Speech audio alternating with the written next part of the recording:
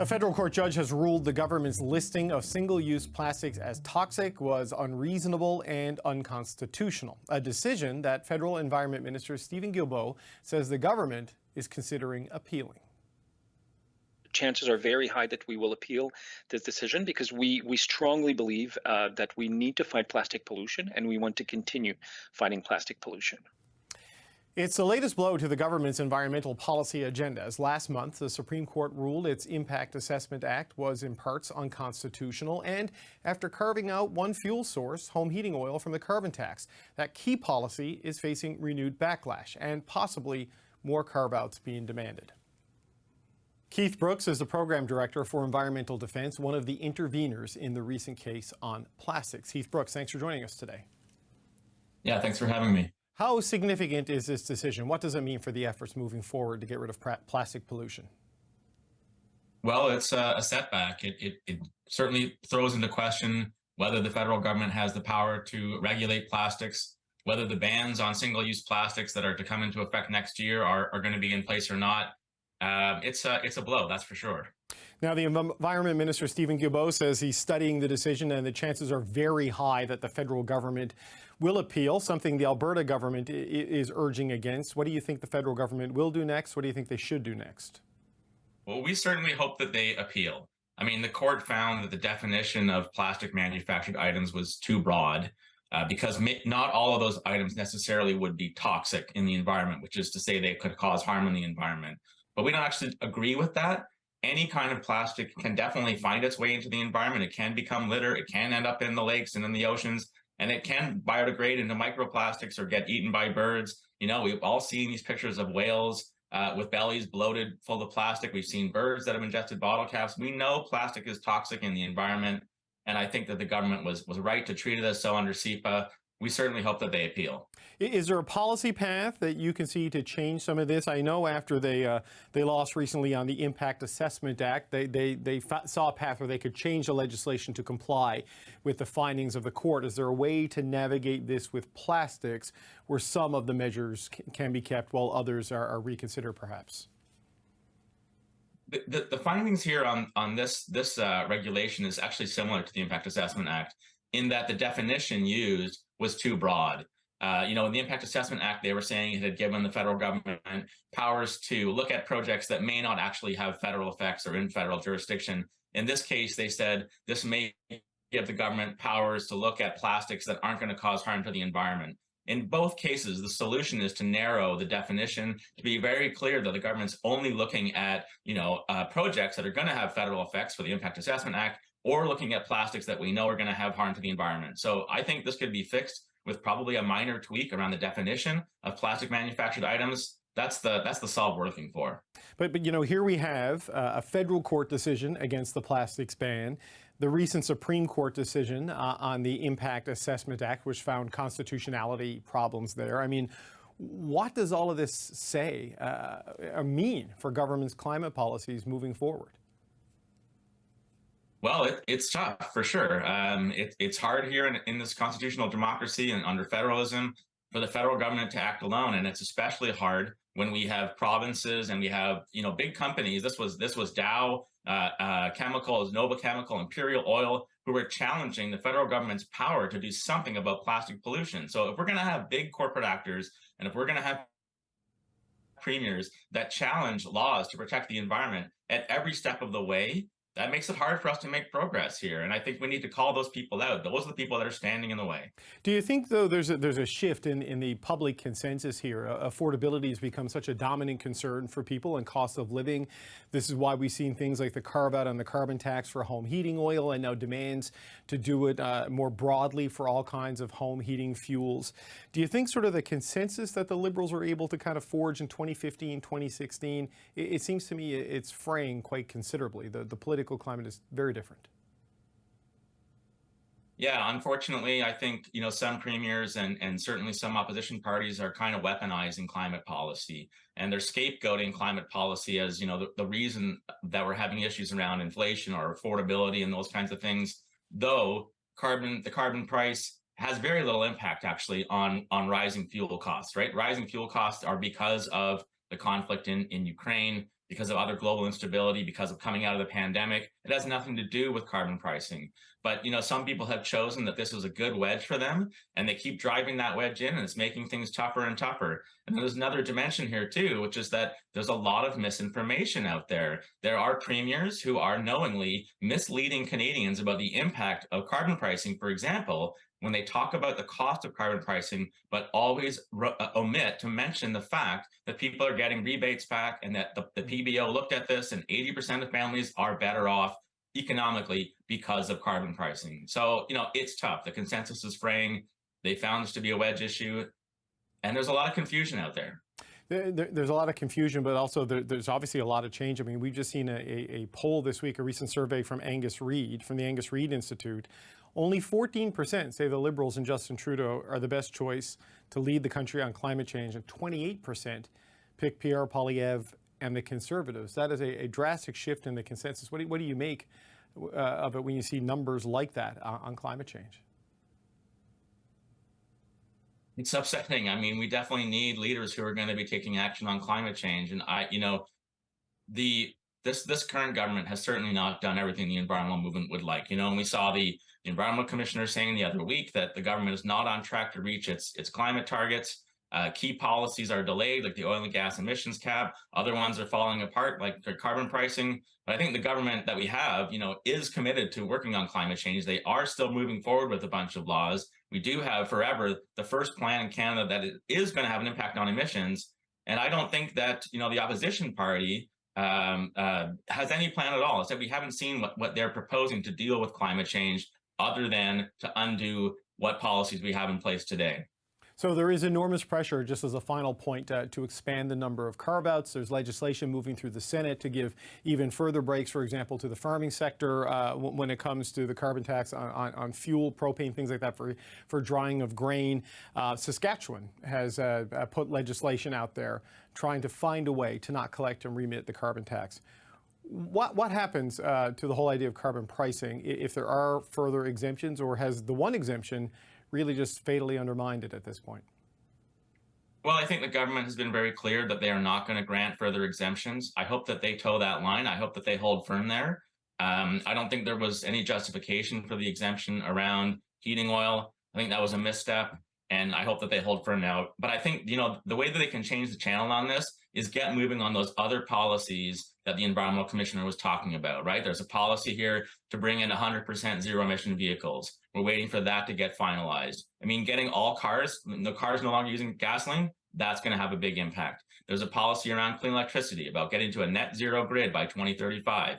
That's going to have a big impact, getting fossil fuels out of the grid. We already phased out coal. Now we have to phase out gas. And then the other big one that we're looking for is this oil and gas emissions cap.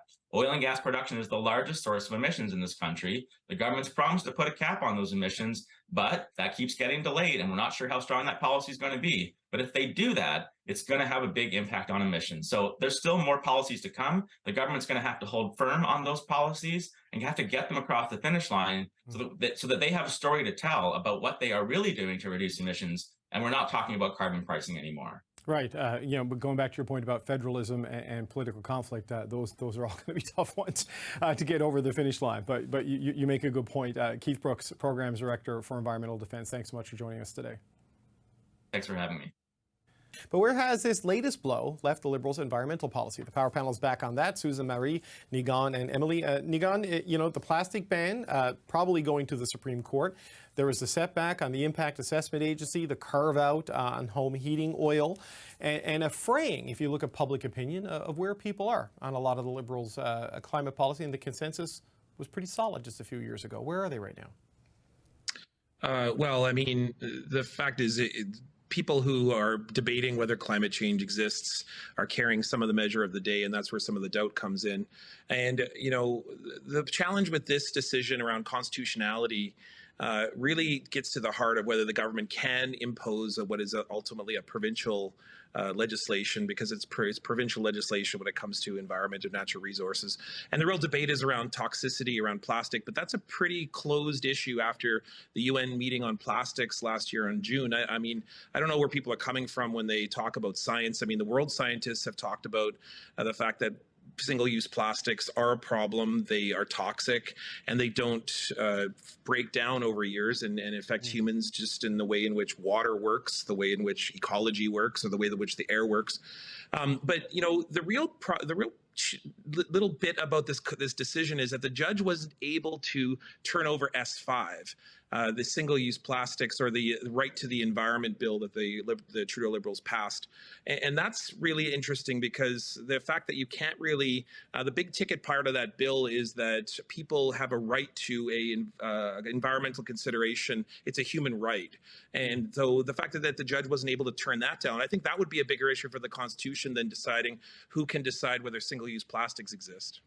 Right. So, Marie, this is happening. There is a setback in the Impact Agency. You see people like Daniel Smith claiming victory because, I think it was former Premier Jason Kenney who was part of a lot of these challenges. And now you've got polls saying 70% of Canadians say the carbon tax should be taken off all home heating. The Liberals are really up against it on a signature core value for them. I think it's the accumulation of these rulings, and the carve out in the carbon tax, which they didn't help themselves with that one. But they're targeted rulings, right? So on C-69, on environmental impact evaluation, it's a section of the bill. Yep. It was a decision, not a ruling. Right. Of the designated list of projects that the federal government can't necessarily impose his impact evaluation, environmental impact evaluation. Sorry, I'm thinking about it in French. On plastics, it's that the list was too broad. It's not saying that they can't ban plastic at all, or to Nigan's point, that S5 is invalid. But it still weakens the environmental framework by sort of chipping at it bit by bit. To your point, it doesn't really help the public have confidence that either it is constitutional or effective or the right way to do it. And it also emboldens province like Saskatchewan, who has decided with a bill that they will not collect the carbon tax on natural gas We had the anymore. minister on last night. Yeah. Or Alberta, who is saying we're really happy about this plastics ban ruling. It emboldens provinces to keep resisting. And I think the government, because of this resistance, political and or industries, because of this resistance, the government has sort of tried to force climate action with banning plastics, C-69, the carbon tax, which, by the way, that one was deemed constitutional. And by trying to force this action, the government has sometimes been told you're going too far. So I think they're sort of trying to figure out how they can force action. But the fact that it keeps being a little bit, in each case, struck down or criticized by the courts is not helping the framework stay intact. But Susan, now as they sort of regroup and reset and push ahead to try to salvage something they still believe in, I mean, the rage around the end of plastic straws that was out there and the end of plastic bags, those things are easier to do from a position of political strength early in a mandate, and they're not in that kind of a situation any longer. Yeah, it goes to the point I was making sort of earlier, is this is one of those ones. There's a lot of stuff that they're doing on climate that is way above people's heads and they don't understand, and it doesn't touch them. How can a Canadian affect an emissions target? But they can, they see in their hands the plastic bags and the straws. So for all the people who protested against, there were a lot of people who were happy that this was going on too. It should be said that this is something concrete that we can do. Yeah. I think Marie is right. It's the cumulative effect of all of this. It's the idea that I like the two words that were chosen in the ruling: unreasonable and unconstitutional. You go to the unreasonable part. This is a government that kept saying it has science on its side, and this court said science is not on your side. And then on the unconstitutional, it's fitting with. I saw the interview last night with the Saskatchewan minister too, willing to go to jail, I guess. Yeah, that's a whole other thing. I don't know how they can change the federal law. I They don't can't, either. yeah. But it's of a theme we are seeing now, which is we're going to do what we want, and it's coming close to not acknowledging the government's right to govern. The federal government, whether it's they have no right to come in and do housing announcements, all of this is the same song from the provinces. I'd say it's already there. Yeah, yeah. Not recognize the government's right to govern. Right. So Marie, Emily, excuse me. A lot of the provinces who are fighting back on the policies the government is trying to do point to Quebec and say, don't sign deals with our cities to do housing. We want a deal like Quebec, which also matched the money, dollar for dollar, which the other provinces have not yet done. But they're also fighting them now on climate policy. And Pierre Poilievre says he wants the next election to be a carbon tax election. Is there enough to sustain that sort of attitude between now and 2025? And how would that play in a province like Quebec, where attitudes on climate are sharply different than they are, say, in the conservative power base of Alberta and Saskatchewan? To the Quebec part of your question, it really goes above our head right now. The carbon tax, we have our own. Right. The plastic ban is something that has been done by our local elected officials as well. We didn't wait for a federal law to act on that. And the environmental policy piece is very much understood here as something that is a provincial matter and that the rest of Canada is backward on, is, the common understanding of it, regardless of not that's fair. And so that's not a way for Pierre Poilievre to be heard here, generally speaking. However, in terms of the other part of the question, is that the script that Pierre Poilievre can rely on between now and 2025?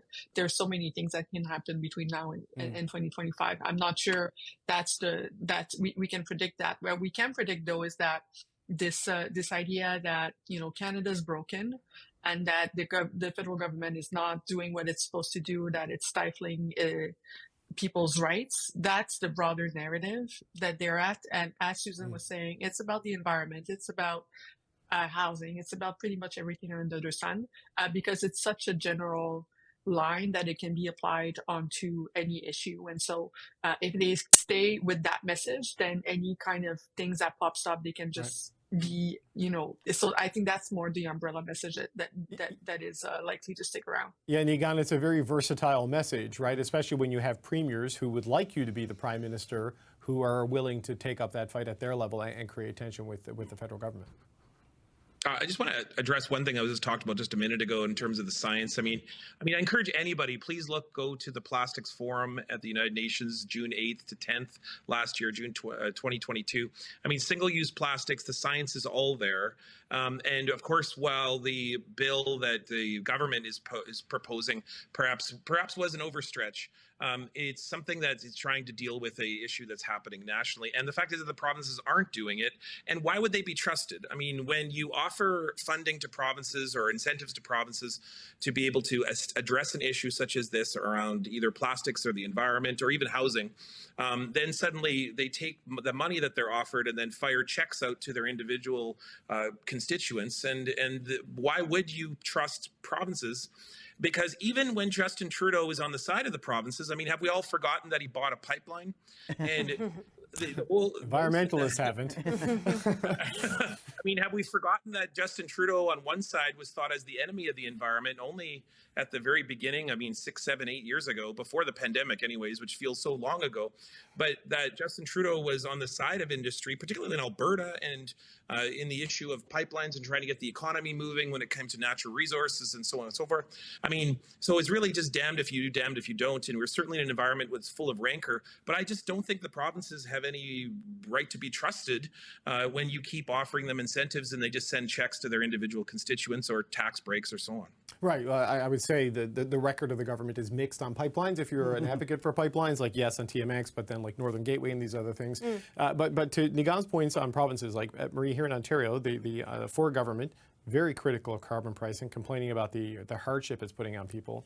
They scrapped the cap and trade system that exists in Emily's Quebec right now, where they're tied in with the California markets where there would have been none of this. I mean, there will be in a few years. I think Quebec will be looped into the federal tax at some point because it's not, we won't eternally necessarily be matching the federal system. Right. But yes, this would not be a problem for Doug Ford had they not exited the bourse. I forget how it's called in English. My English tonight. Cap and trade. The cap and trade. Your English is better than my French, so it's all good. If they had not exited the cap and trade. But to your point also on how does this, I guess, to rephrase your question, how does this help Pierre Poilievre going into the election, or is this a good Is this sustainable? talking point? Yeah. Yeah. I think it's also a question of if it's framed as a question of cost, and that's how he's framed the carbon tax, and I think that's why you see those poll numbers. I think that is yes, efficient, and that yes could help him and hurt the Liberals. I don't know that plastic fits in that so much. Yeah. I mean, it's a cost for industries, of course,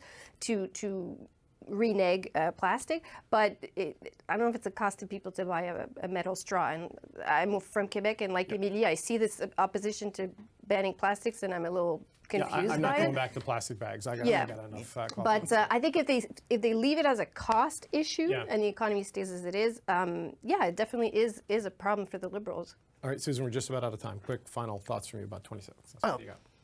The Liberals are saying, maybe bravado, they want a carbon tax election. They'd be very happy with one. So we'll see where things are in a year or 2 years from now, but they believe they've won on that issue before and they can do it again. All right, well, Skeptical, but we'll talk about it another time. all right, we'll see you on that one. Maybe we'll talk about that next Friday. All right, gang, have a great weekend. Thanks to the Friday Power Panel, Emily, Nicola, Nigan Sinclair, Marie Vastel, and Susan Delacour. Thanks, gang.